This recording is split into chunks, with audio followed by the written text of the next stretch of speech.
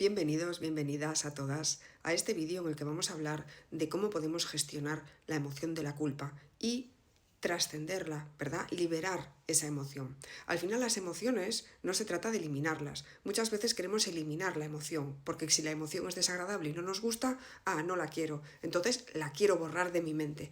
Pero eso no funciona, porque fijaros, los seres humanos somos seres emocionales. Eso quiere decir que las emociones forman parte de nuestra naturaleza.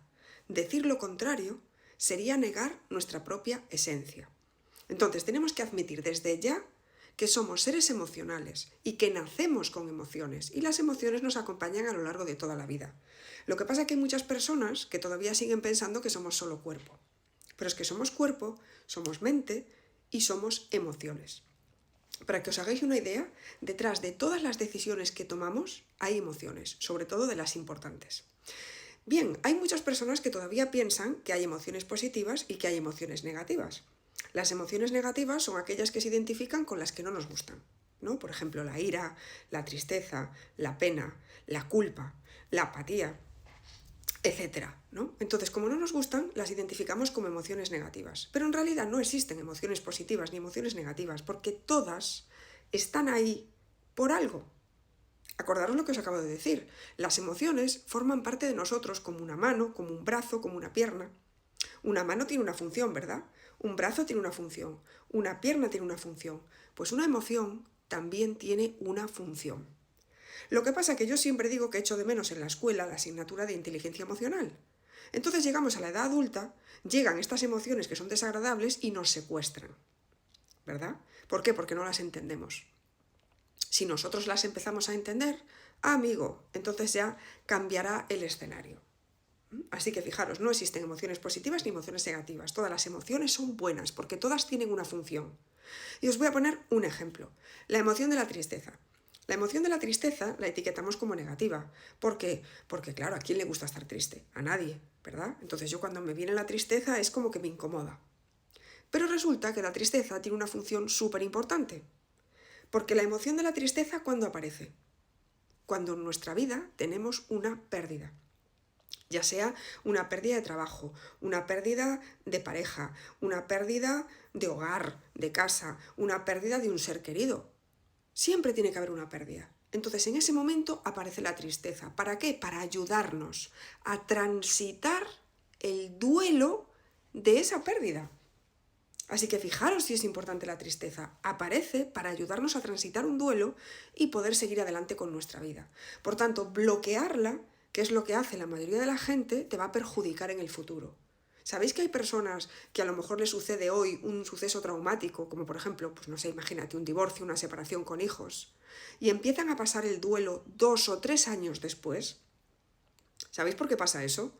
Porque durante esos 2 o 3 años han estado bloqueando la emoción. Entonces no queremos eso, ¿verdad? La emoción llega y tenemos que empezar a cambiar esa creencia de que es una emoción negativa, de que es una emoción mala y que viene para dañarme. No, viene para ayudarme a transitar este duelo y poder seguir adelante con mi vida. Y eso con todas las demás emociones. Imaginaros, por ejemplo, la ira. La ira también es una emoción que no nos gusta, pero es una emoción protectora. Porque yo, ¿cuándo me enfado? Cuando siento que me están atacando. Entonces, es una emoción que aparece para mi propia supervivencia.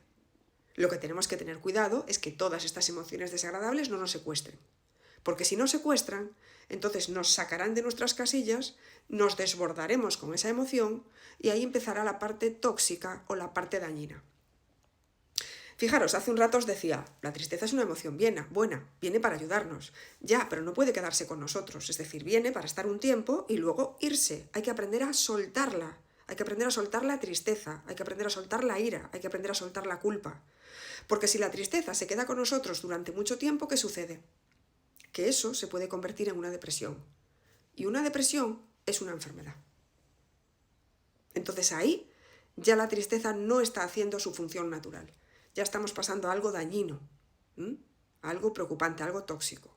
Por eso, así como la emoción llega, la emoción se va. Y tenemos que soltar, aprender a soltarla y que no se quede con nosotros, porque esto es lo que nos puede resultar perjudicial. Si estás aquí es porque te ha llamado la atención la emoción de la culpa, ¿verdad? La emoción de la culpa es una emoción que sobrevuela, es como una sombra en nuestra sociedad, siempre está encima de nosotros la culpa, la culpa, la culpa, la culpa, es que yo soy culpable, es que fue culpa mía y me machaco y me destruyo, ¿verdad? Pues la culpa también es una emoción. Lo que pasa es que hay que aprender a diferenciar la culpa, en este caso, que viene a ayudarnos, ¿verdad? Y la culpa tóxica. Si yo, por ejemplo, llego a mi casa porque he tenido un mal día y le contesto mal a mi hijo, le contesto mal a mi pareja, eso puede ser una culpa dañina, ¿verdad? Porque esas personas no tienen, digamos que, no tienen la culpa, ¿no? No tienen la responsabilidad de que yo, pues oye, haya tenido un mal día y llegue y me ponga a lanzar gritos y a dar portazos. Entonces, fijaros, si yo llego a mi casa y de repente le contesto mal a alguien que no se lo merece, probablemente en muy poco tiempo me voy a empezar a dar cuenta de que me he pasado 3 pueblos y que tengo que ir a disculparme. Esa es una culpa sana, ¿verdad? Eso significa que yo soy buena persona. Significa que he perdido el control en un momento, pero oye, lo he reflexionado, me he pasado, voy allí a pedir disculpas y voy a aprender de esta situación para que no se vuelva a repetir. Eso es una culpa sana. ¿Entendéis? Esta es la función de la culpa. Pero luego hay otro tipo de culpa, que es la culpa social.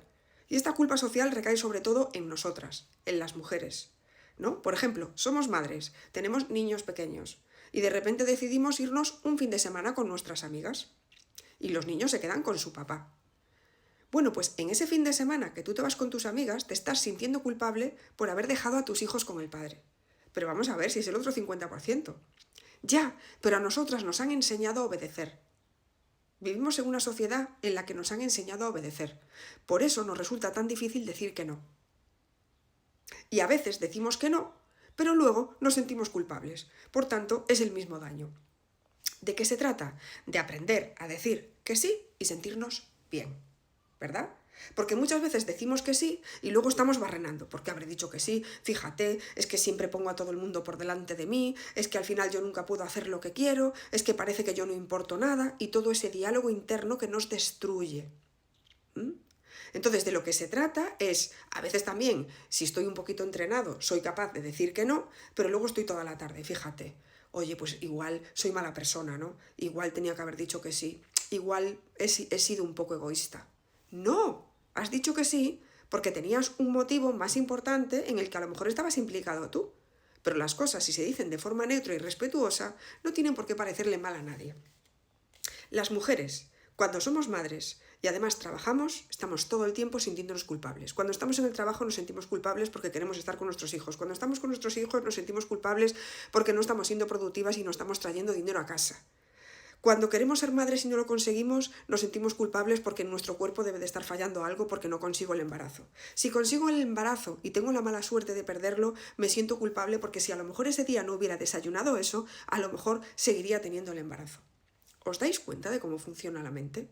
La única forma de salir de todo este bucle es entrenándola. Debemos entrenar nuestra mente y para eso tenemos que primero tener información de qué significan cada una de las emociones para poder identificarlas cuando llegan, cuál es la función que tiene cada una, cómo me van a ayudar. Y aquí veremos muchas herramientas y muchas técnicas para poder tener esa liberación emocional y poder liberarnos de las emociones que nos incomodan. Porque os digo una cosa, las emociones son energía y cada emoción tiene su propia frecuencia y esto está súper estudiado. Si algo de lo que te he contado en este vídeo te resuena y te gustaría entenderte mejor para poder tener una vida mejor, para poder tener relaciones más saludables en tu trabajo, con tu familia, no te olvides de apuntarte a la mentoría que vamos a tener en los próximos días. Te llegará la información por email súper pronto.